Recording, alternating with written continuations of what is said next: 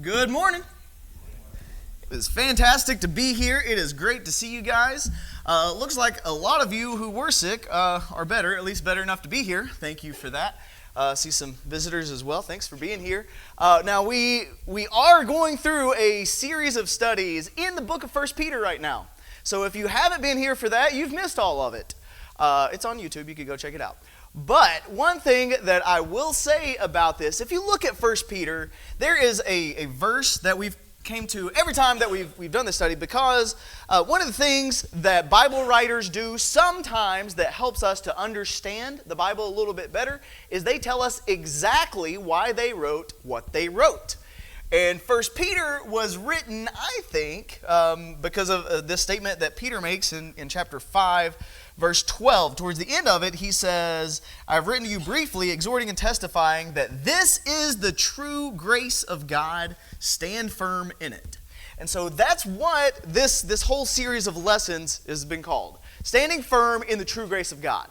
Now, and as we do every time we think through what the world, or I wouldn't even say world, about what of the religious world thinks about the word grace and what that looks like and what grace entails.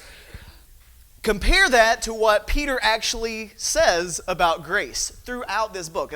If he says that this book is written about grace, and you look through the book and you see things like, be holy because I'm holy, that's hard. We hear things like, we need to submit to the government. Really? Like that's a grace? We need to submit to our boss. Husbands and wives should submit to each other. We have like suffering. Last week we talked about suffering. Oh, by the way, something I need to tell you about that. If you saw the sign coming in, the titles had not been, it's my fault. Listen, I forgot to send my titles in this week, and so the titles out there aren't accurate, except the morning, the AM sermon is accurate because we have the same exact title as we did last week. Not because it's the same lesson, but because this is part 2. Today we are going to be looking at the true grace of suffering extended, because last week we looked at chapter 3, some statements in chapter 3 about suffering. And specifically, I'll tell you this, if you look at chapter 3 and verse 18, this was kind of like the big point out of all of this. For Christ also died for sins once for all, the just for the unjust, so that he might bring us to God, having been put to death in the flesh and made alive in the spirit. The ultimate example of our suffering is Jesus himself. And we understand, since Jesus ultimately was glorified and all authority was given to him, you know how that came? Through his suffering. Because he suffered, he was able to be glorified to that level. Now, if we look at suffering in our own lives, and we suffer for so many different reasons, there's all kinds of different types of suffering. Well, any suffering that we have to experience, we understand that if that's how Christ was glorified and that's what ended up happening to him, he is our example. And so our suffering can lead to that as well. I also want to point out another word that we mentioned last time, but is really important for this. It's the word blessed or blessing. In chapter 3, verse 9 talks about how we don't return evil for evil, insult for insult, but giving a blessing instead. So we give a blessing, the end of that verse, for the very purpose that you might inherit a blessing. So the way that we respond to people criticizing us and how we deal with that kind of suffering, we give a blessing so that we can inherit a blessing from God. Now also look at verse 14. Even if you should suffer for the sake of righteousness, you are blessed. A lot of times it doesn't feel like a blessing, but that's what he says. Like, we are blessed if we encounter that suffering. And also in chapter 4, verse 14, where we're going to be looking at today, if you are reviled for the name of Christ, you are blessed, because the Spirit of glory and of God rests on you. There's a lot of blessings mentioned here in the midst of suffering. And I mean, I know we've all suffered in some ways. We typically don't look at that as a blessing. And we for sure usually don't look at it as a grace of God that we suffer. But don't forget, God knows that you're suffering. And we're going to see throughout these passages that this is the will of God. And we have to understand how we should face the suffering that comes upon us. So let's jump in, and we're going to read some in 1 Peter 4, and we're going to try to figure out what the true grace of suffering, what that looks like. So chapter 4, verses 1 through 6. Therefore, since Christ has suffered in the flesh, arm yourselves with the same purpose, because he who has suffered in the flesh has ceased from sin, so as to live the rest of the time in the flesh no longer for the lust of men, but for the will of God. For the time already past is sufficient for you to have carried out the desire of the Gentiles, having pursued a course of sensuality, lusts, drunkenness, carousing, drinking parties, and abominable idolatries. In all this, they are surprised that you do not run with them in the same excesses of dissipation, and they malign you. But they will give account to him who is ready to judge the living and the dead. For the gospel has for this purpose been preached even to those who are dead, that though they are judged in the flesh as men, they may live in the spirit according to the will of God. That statement at the beginning of verse 1, that since Christ has suffered in the flesh. Now that's actually exactly what he said in chapter 3 about what Jesus did. He suffered in the flesh, but he was made alive in the spirit. But in the same way that Jesus suffered in the flesh, what does it tell us to do? It says that we need to arm ourselves with that suffering too. Arm ourselves with the same purpose. Now, that's a really weird way to say that, isn't it?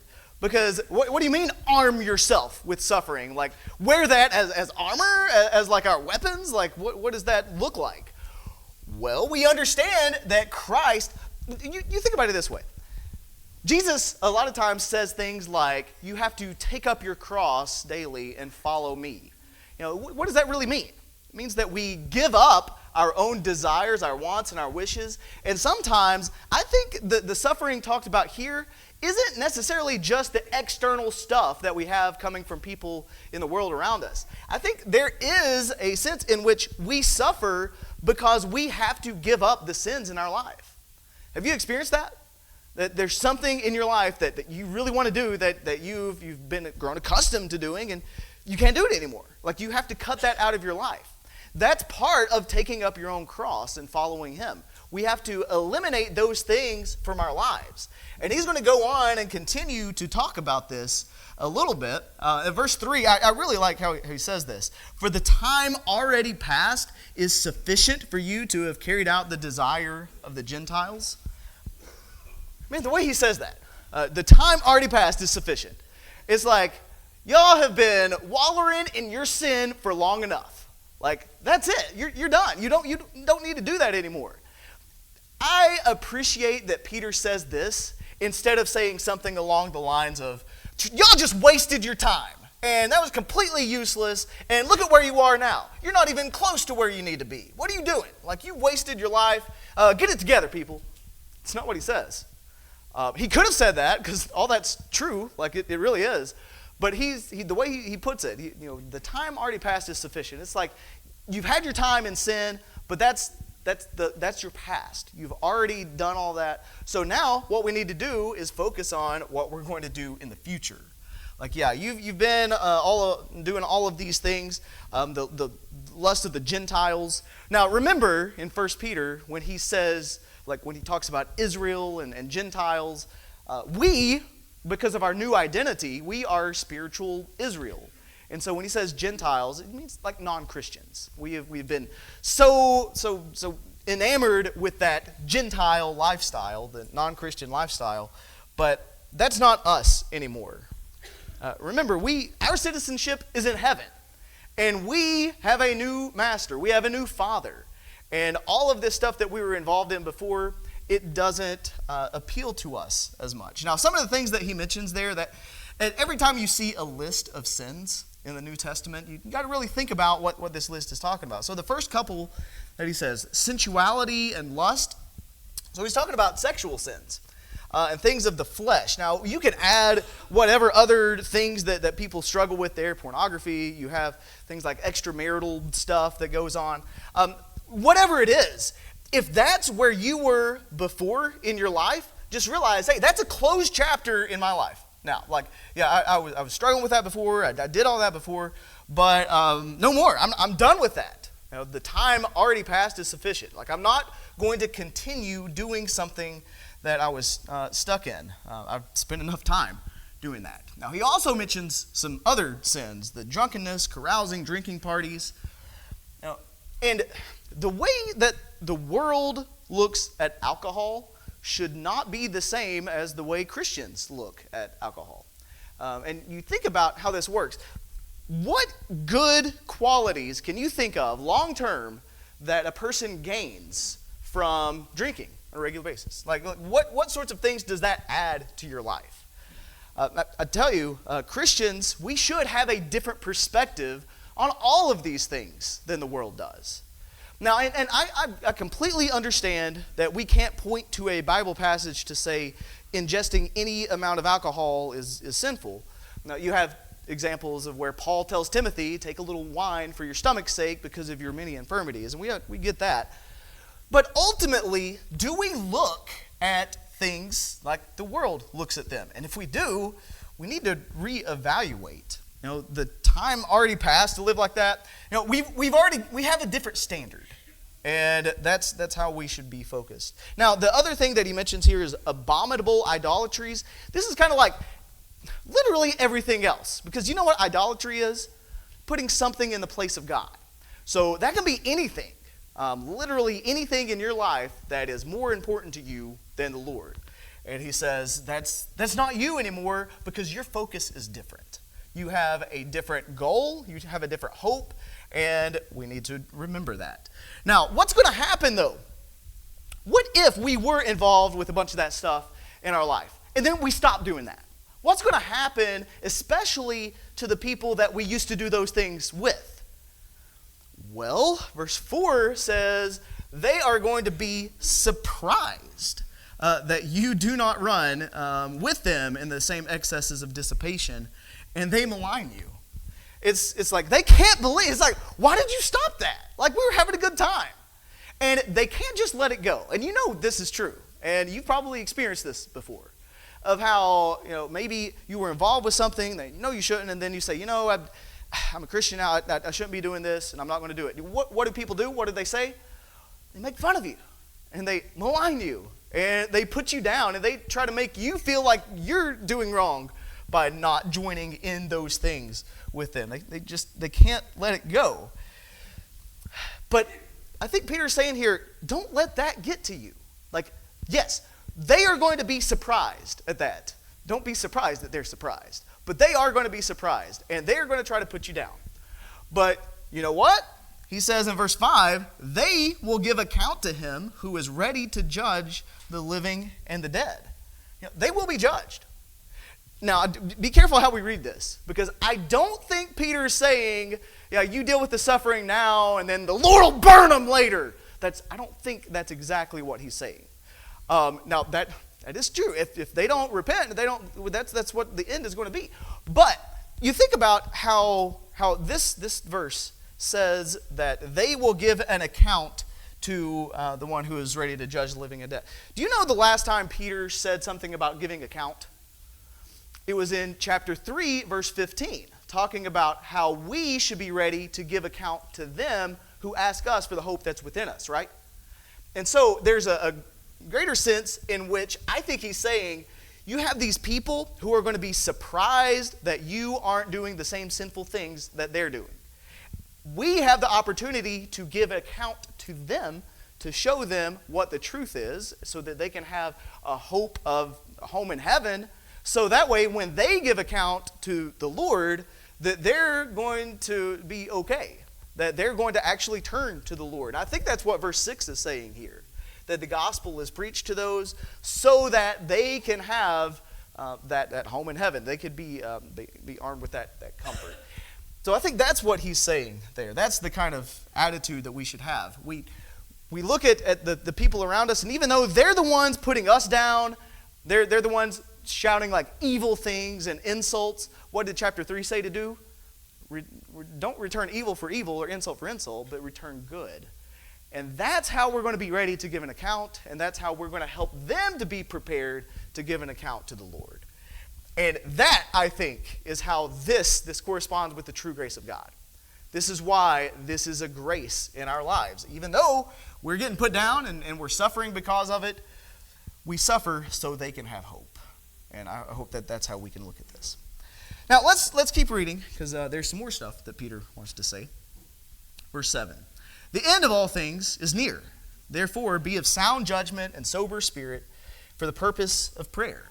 Above all, keep fervent in your love for one another, because love covers a multitude of sins. Be hospitable to one another without complaint, as each one has received a special gift. Employ it in serving each other as good stewards of the manifold grace of God. Whoever speaks is to do so as the one who is speaking the utterances of God. Whoever serves is to do as one who is serving by the strength which God supplies, so that in all things God may be glorified through Christ Jesus, to whom belongs the glory and dominion forever and ever. Amen. The reason that we have to really watch what we do and focus in on our actions is because of our perspective of time. He says that the end is near. The end of all things is near. And when you consider that, some people might look at that and be like, Peter, you wrote that like 2,000 years ago. How can you say that the end is near when, like, we're still here? Like, is it really near? Like, you say it is, but how do we look at that? Well, I think maybe we should look at it like this. If you've ever like gone hiking or something, and you really, I really like hiking with views. Like you get up to like the on top of a mountain or something, and there's this overlook, and you see stuff. Some people get really excited when they're hiking. This isn't me, but somebody could do this. There's a trail that goes up to the top, and so like they take off running, and they're running, and they're trying to get to that overlook, and they finally get there, and they're running. But when they get to the edge, obviously you should stop. And when you stop, you think about that. You were running up till you got to the edge. Then you're there at the edge. But you know what you can do once you get there? You can like turn and you can start like walking along the edge. Now, you were walking and you were literally near the end. You were near the edge, but you can continue along near the edge for like theoretically a long time. So it's more of like if you think about this, what was the Old Testament designed for? What was the purpose? You have prophecies of who was coming, even from the Garden of Eden, even from God speaking to Adam and Eve and Satan, that there was one coming who would bruise your head and all that. You have promises to Abraham, promises to David, and you have all of these people who are looking forward to what moment in history? Jesus, right? His crucifixion, his death, burial, and resurrection. Now, after Jesus was raised from the dead, what other promises or what other events are we waiting for? Final judgment, right? I don't think there's anything in the Bible to say that we're waiting for more revelation or we just need more stuff. Like really our perspective of this is Jesus is here. There's nothing else that God is going to reveal to us. The plan is fulfilled as far as that goes. What we are doing now is we're waiting for judgment. So in that sense, the end is near. And because of all of that, I think that's why we as Christians should have a different perspective of how time works around us, the things that we should be involved in, and just how we look at this life in general. I think the main message here is don't cling so tightly to this world that we lose sight of our ultimate goal. I heard this illustration and I really, really liked it. So imagine this. So it's dead winter, all right? And you have this river, and dead winter time, it's really cold, you got this river, and there's this vulture that's like flying by, trying to look for something to eat, and there's this huge animal carcass just floating down the river, and the vulture says, yes, I have some food, and so vulture swoops down, and like attaches itself to the carcass and starts, picking at the flesh, started eating and all that. Well, as the vulture's there getting his meal, he looks up and sees in the distance there's this waterfall. And the vulture says, oh, I'm good for now. I'll just keep eating until I get closer. I can fly off at any time. And then he just gets back picking at his food. Then he looks up a little bit later and it's like, okay, I'm getting a little closer, but I can fly off any time. I'm all right. And so I'm just going to keep doing it. And then finally, you get to where the carcass is at the edge of the waterfall. The eagle, really? Vulture, that's what they do. Vulture says, all right, here, it's time. I'm going to go now. And so opens its wings, starts to flap off, but it doesn't realize that its talons became frozen solid to the body of this animal, and it ended up plunging over the waterfall to its doom. That's a pretty terrible story, but I think that's an illustration that shows us if we cling too tightly to things of this world, like sometimes we want to feed off of this world too much, too long, and we just want to hold on so tightly. And what we say is, I can stop at any time. Anytime I want to fly off, I can do it. Especially if the time of crisis comes, like I'll be ready. Just before I die, I'll make sure I get right with the Lord. But you know what happens? We get so attached to things of the world that you get yourself in a situation where you can't, where you're just so overly attached that you're not willing to give that up anymore. And that will be your destruction. The way that we look at things is different from the way that the world looks at things. And so let's keep our mindset in the right way. Now, I think he tells us some ways we could do this, that we can help each other. He talks about how we should love one another. I think this is a throwback to chapter 1 when he talked about how we were in the new family of God. God is our Father, and so now we have a new family. We have brothers and sisters, and we need to fervently love one another sincerely from the heart. And that's a great thing for us to try and do. And remember, it's not always easy, but that's something that we should be doing, showing love to each other, because we need that help and we need that support. He mentions being hospitable. In our hospitality towards each other, you think about what hospitality looks like. And it looks like different things for different people. It's not all the same stuff, but we take care of what other people need. We show kindness, love, support, and we spend time with each other. He says specifically, be hospitable without complaint. Sometimes I think it's easy to, when we're being hospitable, we're like, oh, don't come in my house and mess stuff up, Like, come eat this meal, but take your shoes off. And I'm not saying don't take your shoes off, but, we get so upset sometimes because somebody has different perspectives of how you should live life. Well, when we're being hospitable, when we're taking care of the needs of others, do it without complaint because we realize that we're showing love to each other. Now, he says we use our gifts in order to serve each other. That's why God gave us these gifts in the first place. Every single person has some sort of gift, talent, ability, something that the Lord has given you so that you will use that to serve others. Now, it's important to see these gifts as something that it's not us, it's not because we're so special, it's because God gave that to us. Next week, Lord willing, we'll be talking about humility, the grace of humility. That's what chapter 5 is all about. I think there's a little bit of that here, especially in verse 11. You see, it's God who supplies us with the strength, God who gives us these abilities. And once we use those abilities to help each other, that glorifies God. That doesn't glorify us. So whatever your gift is, like maybe you're really good at baking bread and making food and taking it to people and sharing with people who need. Maybe you're good at like fixing cars or houses, like you're a good plumber, a good electrician, or whatever. Or maybe you're a good Bible teacher. Whatever your gift is, we all are gifted, talented in different ways. Use that to serve each other and to help each other. And ultimately, God gets the credit for that. Because that's going to help us to band together to fight against what the world is bringing and encourage us to continue in doing the right thing. Now, let's read this last section of chapter 4. Verse 12. Beloved, do not be surprised at the fiery ordeal among you, which comes upon you for your testing, as though some strange thing were happening to you. But to the degree that you share the sufferings of Christ, keep on rejoicing, so that also at the revelation of his glory you may rejoice with exultation. If you are reviled for the name of Christ, you are blessed, because the Spirit of glory and of God rests on you. Make sure that none of you suffers as a murderer, a thief, or evildoer, or a troublesome meddler. But if anyone suffers as a Christian, he is not to be ashamed, but is to glorify God in this name.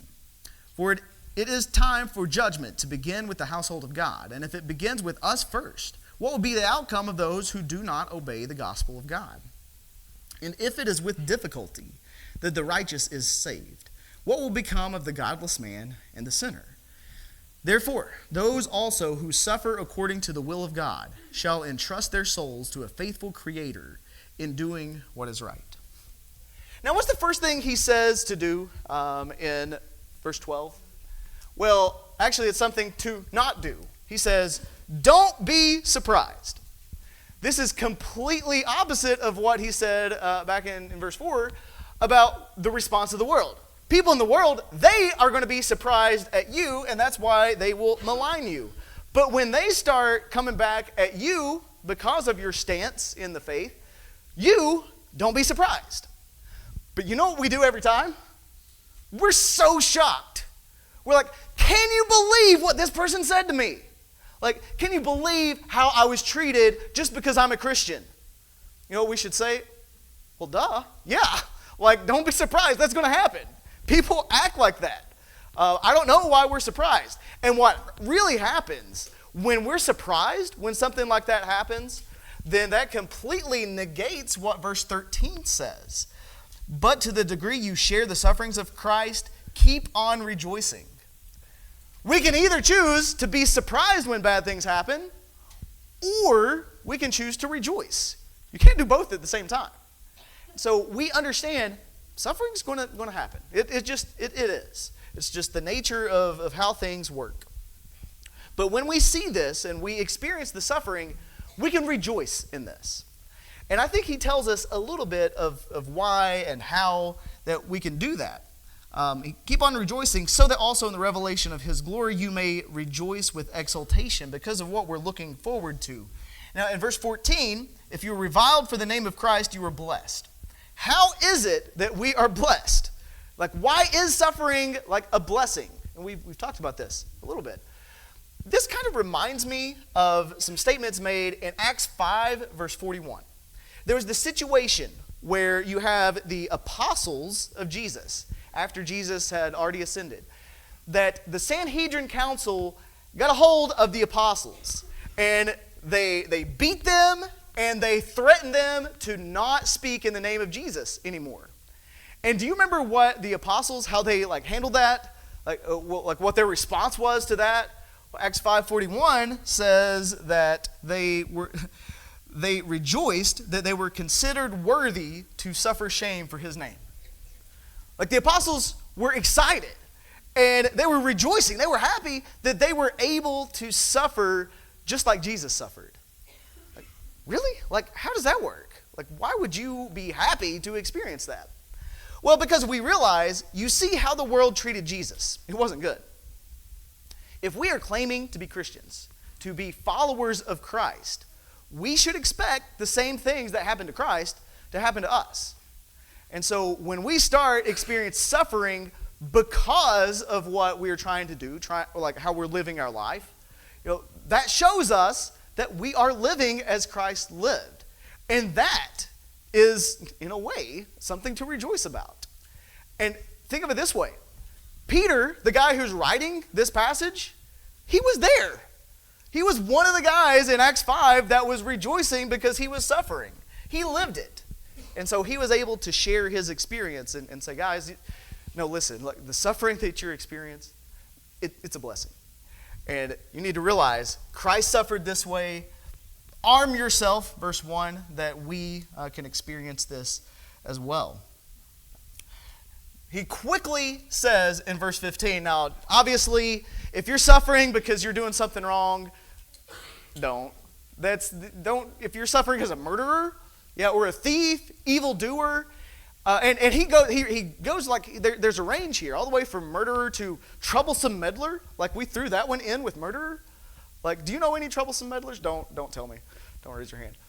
And that's something that I think is way too easy to do, by the way, being a troublesome meddler. It's those people who just want to be so involved in what's going on with other people's lives, and they're just like drama addicts and maybe even some gossip in there. So all of those things being too involved, and by the way, another point about that, sometimes we look at these people and they're the ones who cry the loudest about, man, nobody likes me. I'm suffering because everybody is against me. No, you're suffering because you're a troublesome meddler. Stop it. Don't do that. Don't fall into that trap. But what he does say, verse 16, but if you suffer as a Christian, don't be ashamed, but glorify God in this name. You probably know this, but I'm going to share it with you anyway. In the first century, the term Christian wasn't the term that disciples of Christ would use when talking about each other. They wouldn't refer to each other as fellow Christians. It seems like that term was something that the enemies of the Christians would call them. They would slander them. They would use that as sort of a derogatory name. It's like, oh, you Christ followers. And they would use it to laugh at people. Do you know what the terms that the Christians, that we would call Christians, what they would use to talk about each other? They would say they were disciples, or you would see brethren, or that sort of thing. This name Christian, we do find out they were first called Christians at Antioch. Not that they were calling each other Christians, but they were called that. And it seems like that was something, a term that they would use just to throw out to really put people down for their faith. Peter here says, you know what? If they're going to call you a Christian, live up to that name. Be proud of that name. Because what does that say? It says, I'm of Christ. I follow Christ. And there's nothing to be ashamed about with that. And so as a Christian, if that's what they want to call you, let's embrace it. And I'd say, we've done a pretty good job embracing that name, right? Because at this point, everybody knows what a Christian is. But still, is it possible to suffer because someone knows you're a Christian? Absolutely. And so don't be surprised. Be aware of that. That because you're a Christian, some things will happen, and it can be difficult. There's one more point I want to make about this text, and this is something that I made a mistake growing a long time with verses 17 and 18. When we look at passages, especially out of context, when you read certain passages in the Bible, you can be led to try to understand this in a way that probably isn't what was meant. For the longest time, when I was reading verses 17 and 18, and especially depending on what version you're using, it's verse 18 might read something like, it's hard for the righteous to be saved, or if the righteous are scarcely saved, something along those lines. It can make it sound like, are you saying it's hard to be saved? Like, is it a very difficult thing for a Christian to be saved? Well, that's an interesting thought. You think about, Peter is also the one who wrote 2 Peter. In 2 Peter chapter 1, verse 11, he talks about, for in this way the entrance into the eternal kingdom of our Lord and Savior Jesus Christ will be abundantly supplied to you. It doesn't sound like he's saying like it's going to be a photo finish at the end. Like, are you going to be good enough? Are you not? Like, are you going to make it? Like, by the skin of your teeth, you're barely going to get in. I don't think that's what he's saying in these verses. You think about the context of what's going on. In 1 Peter, what has he been talking about? What's the title of this lesson? True grace of suffering. You understand that the suffering that Christians experience, how does that look like to the world? What would the world say about that? They look at Christians who are suffering and be like, what's the benefit of being a Christian if you suffer this much? Like, that's terrible. You think about in chapter 1, the true grace of a new birth. We have a new father, we have a new family, we are in the family of God. Chapter 2, we are the chosen race, royal priesthood, we are God's people. If God's people, God's family experience suffering to the level that they do, and it's bad, it's not great, how much worse is it going to be for people who don't have a relationship with God, especially in the judgment? Now, if we look at how much Christians suffer, what kind of suffering happens to those who aren't Christians, who at the end of verse 17 do not obey the gospel of God? What's going to be the end for them? We as Christians, we suffer. We do. We really do. And it can be very hard, very difficult. But the thing is, we have hope for something later. It doesn't matter how good of a life a non-Christian has, because we understand the end result for them. And that's a scary thing. So what I think he's saying in these verses isn't that it's hard to be saved. It's more of we suffer, and because of all of this suffering, we realize there's something better that's coming. And that's why we should be fired up to try and help as many people as we possibly can to avoid that suffering for themselves. And that's what this whole thing is about, how we experience suffering and how we look at this. And understand, once again, this is the true grace of God. I think verse 19 helps us with that.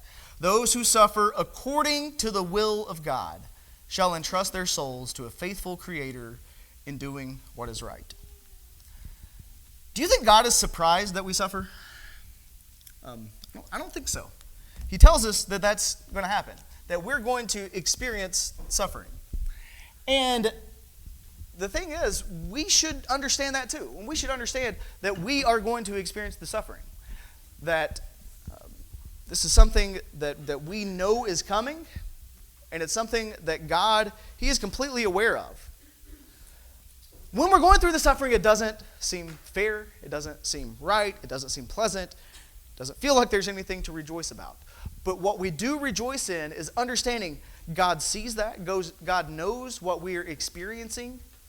It's the will of God, but He has something greater for us planned. So no matter the level of suffering that we experience, no matter what we go through, it's going to be so much better later on. And that's what we have to continue to remind each other of, to remind ourselves of, and to push forward to. Now, this morning, I don't know where you are in your walk with the Lord. Maybe you're doing really well. The way that you look at suffering, the way you look at your relationship with God is very helpful. And I want you to know we appreciate you. And we love that you're there, and ask that you'll help each other as we try to navigate this life together. Now, maybe you're not in that situation. And maybe you need to make things right with the Lord. We're ready to help you do that. We don't want a single person to leave this room without getting right with the Lord. So I hope that we're all really considering this and really thinking about what we can do to obey Him. If there's anything you need to do to obey the Lord, please come forward as we stand and sing.